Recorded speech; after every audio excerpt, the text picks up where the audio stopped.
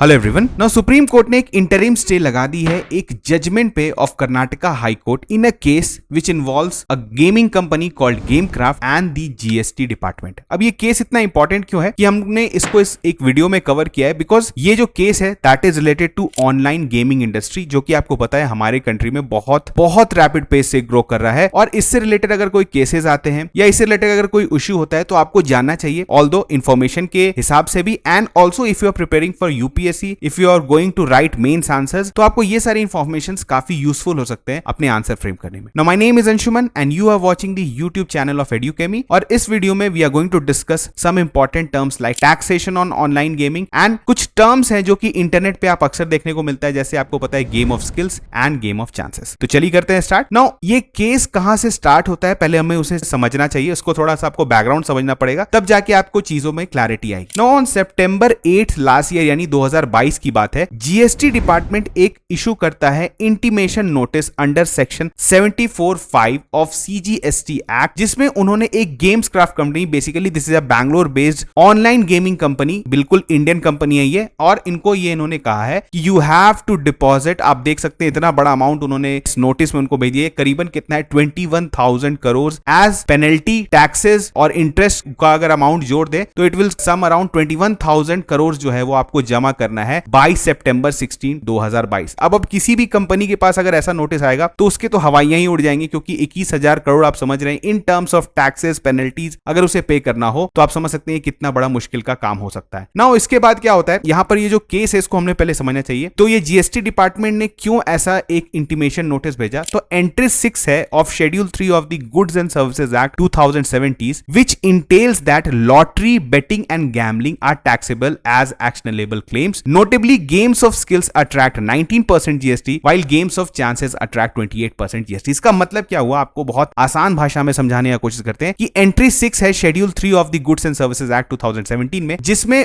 वो टर्म करते हैं लॉटरी, बेटिंग और गैम्बलिंग को, और इसको वो बोलते हैं कि we will tax them as 28% उस पे जीएसटी लगाएंगे अगर वो गेम ऑफ चांस है, लेकिन अगर वो गेम ऑफ स्किल है तो वी विल चार्ज 19%। नाउ अब हुआ क्या है कि ये जो गेम्स क्राफ्ट कंपनी है they basically make games on rummy, बहुत सारा रमी गेम ये बनाते हैं। अब यहां पर ये बात हो गया कि जीएसटी डिपार्टमेंट को अचानक से लग गया कि rummy is not a game of skill but it is a game of chance. यहां पर सिर्फ जो है आप अपना किस्मत आजमा सकते हैं और पैसा जीत सकते हैं। तो उन्होंने क्या किया कि पहले इसको चार्ज करे थे they were 19%, but suddenly they change it to 28%, और उन्होंने कहा है कि इतने टाइम से जो आप टैक्स नहीं पे किए हैं you have to pay the remaining taxes along with penalties and fines. तो ये जो है अब इस कंपनी का जो है आपको पता है, ऐसा अगर 21,000 करोड़ आपको जमा करना होगा तो ऑब्वियसली आपको लीगल कोर्स लेना ही पड़ेगा, क्योंकि आप इतना ज्यादा अमाउंट एक बार में जमा नहीं कर सकते। अब यहां पर हम लोग देखें तो अकॉर्डिंग टू गेम्स क्राफ्ट का क्या कहना है, majority of these were rummy games previously held to be games of skill. हमने बोला उनका कहना था कि हमारा जो मेजर गेम है दैट इज रमी गेम, और ये जो है this is a game of skill. यहां पर दिमाग लगता है, आप जो है सिर्फ किस्मत आजमाते नहीं है, यहां पर आपको ट्रिक्स एंड टिप्स, बहुत सारी चीजों का जो है वो इन्फ्लुएंस होता है, तभी जाके आप किसी गेम को जीतते हैं। तो जीएसटी डिपार्टमेंट अगर इसको गेम ऑफ चांस के जैसा अगर रेफर कर रही है तो ये बिल्कुल गलत है। तो इसको लेके दे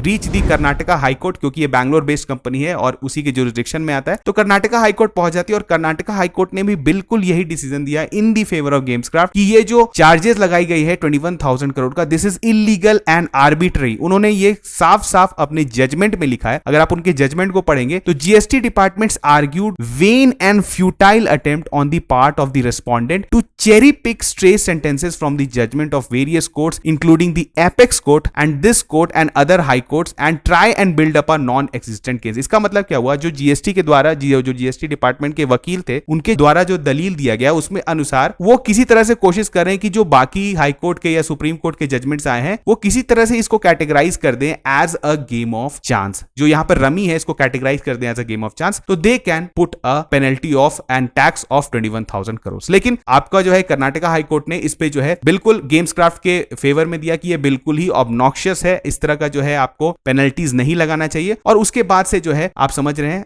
ये इशू स्टार्ट होता है। नाउ अब ये जो है केस आपको पता है रीच सुप्रीम कोर्ट, ये अब जीएसटी डिपार्टमेंट जो है वो सुप्रीम कोर्ट पहुंच गई। नाउ सुप्रीम कोर्ट ने चीजों को ध्यान में देते हुए, मद्देनजर रखते हुए सारे चीजों पे currently they have put an interim stay on high court, जो कर्नाटका हाई कोर्ट का जजमेंट आया था कि आप जो है रमी को जो है गेम ऑफ चांस के जैसा कैटेगराइज नहीं कर सकते हैं, ठीक है, और उस पर इतना ज्यादा टैक्सेस नहीं लगा सकते हैं। ये जो डिसीजन था कर्नाटका हाई कोर्ट का, इस पे उन्होंने इंटरिम स्टे लगा दिया है और इस पे वो विचार विमर्श करेंगे और इससे अभी कुछ निकल के आएगा जिसको हम लोग देखने वाले हैं। तो यहाँ पर ये सब चीज आपको बैकग्राउंड समझ में आ रहा है कि हमने जो है यहाँ पर ऐसा क्यों हुआ, सुप्रीम कोर्ट ने इंटरिम स्टे क्यों लगाया, कर्नाटका हाई कोर्ट ने ऐसा डिसीजन क्यों दिया, तो अब यहाँ पर आप समझ सकते हैं। ठीक है, हमें थोड़ा और बैकग्राउंड में जाना पड़ेगा इन सारी चीजों को समझने के। तो सबसे पहले हम लोग देखते हैं कि गेमिंग इंडस्ट्री इंडिया में कितना इंपॉर्टेंट हो चुका है। Now India is the world largest mobile gaming market in terms of app downloads. अगर आप ऐप डाउनलोड्स देखें, अगर आप प्ले स्टोर iOS से जो आप एप्स डाउनलोड करते हैं, तो India is the world largest mobile gaming, obviously है बिकॉज पॉपुलेशन है and we all have internet, we all have smartphones, तो सबसे ज्यादा डाउनलोड्स तो यहां पर ही होंगे। इसके बाद हम लोग इसका कुछ और एस्टिमेशन लगाते हैं, तो रेवेन्यू फ्रॉम ऑनलाइन गेमिंग, अगर हम लोग रेवेन्यू की बात करें from online gaming grew 39% in 2022 to 1.6 billion. अब आप इसका अंदाजा आप लगा सकते हैं, आपको पता है कोविड टाइम्स में जब सब लोग घर में थे तो we were either watching TV और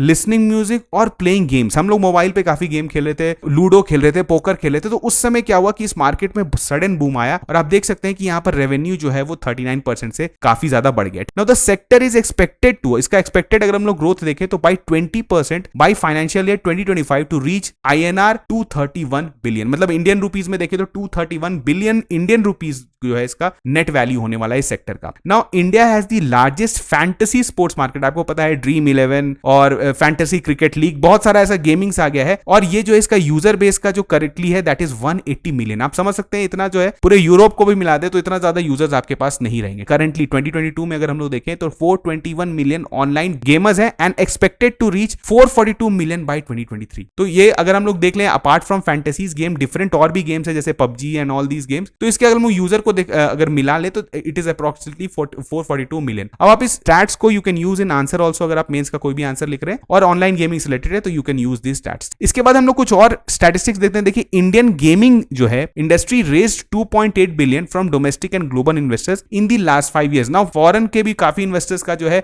इसमें पैसा लगा हुआ है क्योंकि उनको पता है कि यहाँ पर गेमिंग का फ्यूचर काफी ब्राइट है, तो काफी ज्यादा पैसा लगा रहे हैं और इंडियंस भी जो है इस सेक्टर में पैसा लगा रहे हैं। तो यहाँ पर आप समझ सकते हैं जब पब्लिक मनी इन्वॉल्व हो जाता है तो आपके स्टेक्स हाई हो जाते हैं और रेगुलेशन का जो है वो काफी जरूरत पड़ता है। अगर हम लोग इंडिया में बात करें तो हैज प्रोड्यूस 3 गेमिंग यूनिकॉर्न्स, जैसे आपका game 24/7, Dream 11 and Mobile Premier League. तो ये तीनों जो है वो यूनिकॉर्न्स बन चुके हैं। तो अब आप समझ सकते हैं कि ये कंपनीज का जो है वो ग्रोथ कितना एक्सपोनेंशियल रहा है। नाउ अब हम लोग चलिए समझते हैं ये जो बवाल स्टार्ट होता है, तो ये बवाल स्टार्ट होता है थोड़े दिन पहले, आपको पता है 50th जीएसटी काउंसिल मीटिंग हुआ था। उन्होंने डिसाइड किया to levy 28% tax on the gross amount involve in the online games. Now इसके बाद काफी क्रिटिसिज्म सीतारमन जो हमारे फाइनेंस मिनिस्टर है उनको भी झेलना पड़ा, ठीक है, और इसको कहा गया कि this will be the death of this sector. अगर ऑनलाइन गेमिंग हमारे यहाँ ग्रो कर रहा है, obviously it is creating opportunities, it is creating you may say jobs, but at the same time यहाँ पर जो है कुछ लत लगने वाला भी जो है एक रेफरेंस दिया जा रहा है यहाँ पर कि जनरली बिकॉज यहाँ पर ऑनलाइन गेमिंग्स जो है इसमें मनी इन्वॉल्व होता है, तो यहाँ पर जो है एक तरह से एडिक्शन क्रिएट हो सकता है। तो गवर्नमेंट का कहना है कि इस सेक्टर को रेगुलेट करने का जरूरत है एंड इससे जो है क्योंकि इतना अनकंट्रोल्ड अमाउंट ऑफ मनी का जो है यहाँ पर इन्फ्लक्स है, तो यहाँ पर जो है टैक्सेशन भी लाना जरूरी है। तो उनके हिसाब से उन्होंने जीएसटी लगा दिया 28%। ना आपको पता है इसके बाद जो हमारे एक अश्नीर ग्रोवर है, काफी फेमस है, इन्होंने भी एक कंपनी बनाई है द थर्ड यूनिकॉर्न, इनका भी कहना है और ये भी एक गेमिंग कंपनी है। तो इनके अनुसार कहना है कि अगर आप 28% लीवी करते हैं ऑन गेमिंग इंडस्ट्री तो ये इंडस्ट्री सर्वाइव नहीं कर पाएगा और ये ऐसा होगा अगर फाइनली अगर इस तरह से टैक्सेशन सिस्टम होता है तो these companies will move out to certain other locations, जैसे आपको पता है सिंगापुर या कहीं और जाके सेटल कर सकते हैं और यहाँ पर इंडियन गवर्नमेंट को जो है वो टैक्स रेवेन्यू लॉसेस हो सकता है। तो ये सब चीज आप देख रहे हैं कि ऑलरेडी बिल्ड हो रहा था ना। ये सब चीज तो हो गया टैक्सेशन की बात। अब कुछ दिन पहले जो है आप बात करें 2022 की बात करें तो कर्नाटका गवर्नमेंट ने क्या किया था कि अपना जो है वहां पर उन्होंने पुलिस एक्ट अमेंड किया और उन्होंने कर दिया किसी तरह का भी ऑनलाइन गेम जो है अगर वो खेलते हुए अगर आपको पकड़ लिया जाएगा तो यू विल बी, मतलब आपको प्रोसिक्यूट किया जाएगा अंडर द लॉ। आप समझ सकते हैं सिर्फ गेम खेलने के लिए ऑनलाइन गेम, क्योंकि वहां पर जो है उसको कैटेगराइज किया एज अ गैम्बलिंग। आपको पता है gambling and betting is a state subject, तो इस पे स्टेट लॉ बना सकती है और कर्नाटका ने ये लॉ बनाया कि ऑनलाइन गेम्स को अगर आप खेलते हैं तो आप पे जो है फिर कुछ धारा लगा दिया जाएगा। नाउ इसके बाद जो है ये केस जाता है कर्नाटका हाई कोर्ट में और इसमें जो है मनु सिंघवी जी जो थे वो वकील थे। यहाँ पर जो all India gaming federation versus state of Karnataka ये केस था। तो इसमें जो है कर्नाटका हाई कोर्ट ने ये बोला, उन्होंने स्ट्रक डाउन किया कर्नाटका पुलिस अमेंडमेंट एक्ट को 2021 को, which amended the principal act of 1963 को अमेंड करके जो है कर्नाटका ने ये लाया था, जिसमें उन्होंने क्या था to treat games of skill on par with games of chance and resulted in criminalisation of playing और facilitating promoting online games. Now Karnataka ने क्या किया कि जितने भी गेम है, ठीक है, वो सबको जो भी अगर वो गेम ऑफ मतलब स्किल्स भी है, उसमें स्किल भी लगता है, उसको गेम ऑफ चांस के जैसा टर्म कर दिया गया और वहां पर उसको एक तरह से बेटिंग का टर्म दे दिया गया और वहां पर उसका क्रिमिनलाइजेशन हो गया। तो अगेन इस पे जो है कर्नाटका हाई कोर्ट ने बोला कि ये आप जो है this is the violation of article 14 of Indian constitution और आप ऐसा नहीं कर सकते हैं। और उसके बाद जो है वहां पर करेंटली वो जो एक्ट है वो अभी तक लायबल नहीं है, वो अच्छी तरह से एक्टिव नहीं रहा है, तो अभी भी वहां पर गेमिंग इंडस्ट्रीज जो है वो ग्रो कर रही है। तो ये जो है कर्नाटका हाई कोर्ट ने काफी प्रोग्रेसिव स्टेप लिया था, ऑल्दो हमें देखना पड़ेगा कि स्टेप्स का क्या आगे फर्दर क्या रैमिफिकेशंस होता है, लेकिन अभी तक जो है यही स्टैंड रहा। इसके पहले केरला हाई कोर्ट ने भी ये बोला है कि उन्होंने भी एक केस में जो है वो स्ट्रक डाउन किया यही कि जिसमें section 48 of Kerala gaming act को अमेंड किया गया था, जिसमें गवर्नमेंट ने बैन कर दिया था ऑनलाइन रमी को। रमी बेसिकली जो है वो काफी कंटेंशियस गेम रहा है कि इसको गेम ऑफ स्किल्स में कैटेगराइज किया जाए या गेम ऑफ चांस में। तो यहां पर केरला हाई कोर्ट ने भी इसी फेवर में दिया था कि आप सारे गेम्स को जो है गेम ऑफ चांस के जैसा टर्म करके बैन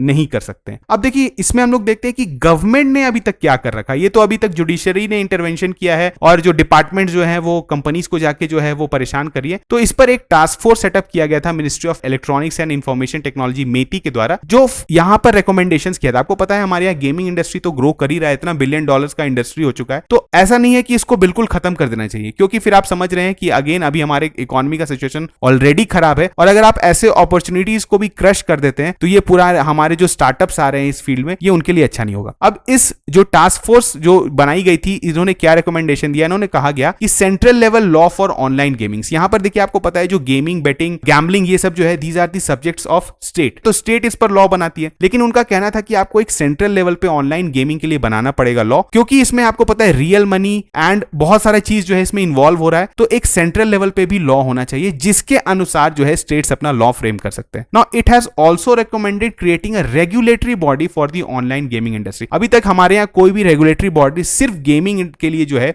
स्पेसिफिक टू गेमिंग जो है वो ऐसा नहीं बनाया गया है, लेकिन इतना फास्ट ग्रोथ हो रहा है इस सेक्टर का कि आपको एक रेगुलेटरी बॉडी बनाना जरूरी है। अब बॉडी करेगा क्या, तो body will determine what qualifies at the game of skill और चांस। यहां पर देखिए सबसे बड़ा कंटेंशियस इशू यही है कि किसी भी गेम को कैसे, और अभी तक जो है ये कहीं पर भी क्लियर कट डेफिनेशन नहीं है, ना ही जीएसटी एक्ट में ना ही किसी स्टेट के एक्ट में, कि जिसमें आपको क्लियर कट डेफिनेशन दिया जा सके या कैटेगराइज किया जा सके किसी गेम को इन गेम ऑफ स्किल्स और गेम ऑफ चांस, क्योंकि हर गेम में कुछ ना कुछ स्किल इन्वॉल्व है और कुछ ना कुछ चांस इन्वॉल्व है। तो यहां पर अगर एक ऐसा रेगुलेटरी बॉडी बनाया जाता है तो वो इनिशियली जो है किसी गेम को कैटेगराइज कर सकती है स्किल और चांस में, ताकि आगे जो है वो उसे परेशानी नहीं हो पाए। Now any online gaming platform जो है डोमेस्टिक और foreign offering real money online games to Indian users will need to be a legal entity. यहां पर जो भी कंपनीज हैं इनको as a legal entity incorporate करना चाहिए अंडर इंडियन लॉ, ताकि इससे जो है आपको पता है किसी तरह का इलिसिट एक्टिविटीज नहीं हो। आपको पता है मनी लॉन्ड्रिंग भी हो सकता है क्योंकि huge amount of money inflow होता है यहाँ पर, तो ऐसा होना चाहिए। अगर ऐसा इसको हम लोग लीगल एंटिटी अगर इनकॉर्पोरेट कर देते हैं तो फिर इस पे लीगल एक्शंस लिया जाता है अगर ये इन सब इलिसिट एक्टिविटीज में जो है वो पार्टिसिपेट करते हैं। तो यहाँ पर हमने देखा कि ये सारे चीज जो है अभी चल रहे हैं ऑन दी बैकग्राउंड। अभी हम लोग देखते हैं कि सुप्रीम कोर्ट का क्या डिसीजन आता है इस केस में, क्या इसमें फर्दर होता है, क्या उनके द्वारा, देखिए बहुत टाइम क्या होता है कि जुडिशियल एक्टिविज्म के थ्रू जो है हमें बहुत सारी चीजों का हमारे जो लेजिस्लेशन में भी आप बोल सकते हैं इनकॉर्पोरेट करते हैं, जिसको हम लोग लेटर ऑन अगर जुडिशरी ही कैटेगराइज कर दे गेम ऑफ स्किल्स, जो कर्नाटका हाई कोर्ट ने काफी अच्छे से बताया था कि गेम ऑफ स्किल्स और गेम ऑफ चांसेस क्या होता है, लेकिन स्टिल अगर सुप्रीम कोर्ट इसमें कुछ ऐसा जजमेंट देती है जिसमें ये क्लैरिटी आ पाए अच्छे से कि आगे चल के ये प्रॉब्लम नहीं हो, तो ये काफी अच्छा होगा। तो ये आने वाले टाइम पे हम लोग इसको देखेंगे, अगर कुछ ऐसा जजमेंट आता है जो कि आपके एग्जाम पॉइंट ऑफ व्यू से इंपॉर्टेंट है तो उसको हम लोग जरूर कवर करेंगे। ओके, तो चलिए मिलते हैं नेक्स्ट वीडियो में, तब तक थैंक यू।